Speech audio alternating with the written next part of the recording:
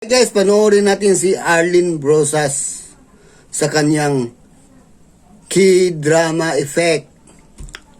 Nagdadrama si Arlene Brosas. Panoorin natin ito.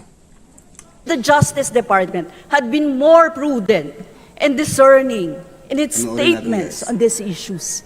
Buhay at kamatayan ang nangyayari sa mga mamamayan natin. Huwag naman kayong ganyan.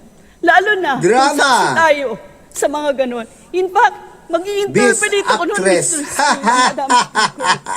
Nalito ko, kailangan ko mag-interpret ng time na yun. Pero Kawawa kailangan ko nila pumunta lang. doon kasi nung NTFL na press con, ang sinasabi na ng mga bata, kami ay dinukot. See that?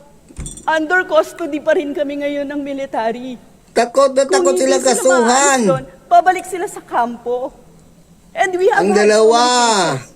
babae, Yesterday, I was telling si the Jed DND at saka si ng cases. Junella. Hanggang ngayon, hindi pa rin naman nare-resolve yung mga cases na yun. That was under the Mabubulok DND sa kulungan. Secretary, si Gilbert Chodoro. Yung time ni Palparan. Kasama yan. Si Sherlyn Cadapan hindi na nalitaw.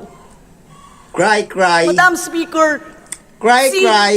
si Hindi lang kasama pinagpapawisan, pawis na pawis. Cry, cry. Drama.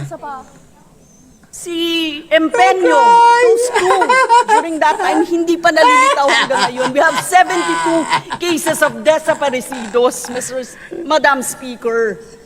So, Madam Speaker, hindi natin ito mariresolve ng mga pagsagot na, oo, we will be impartial, etc., etc. Anong hustisya meron tayo dito, Mr. Speaker, Madam Speaker, kung ganito? Ay, di kami madadala sa Madam Speaker, I have so Paiyak-iyak many mo. questions on the DOJ. talos tuloy Madam si Sharon Speaker. Cunita sa'yo. I Gago. move, Madam Speaker,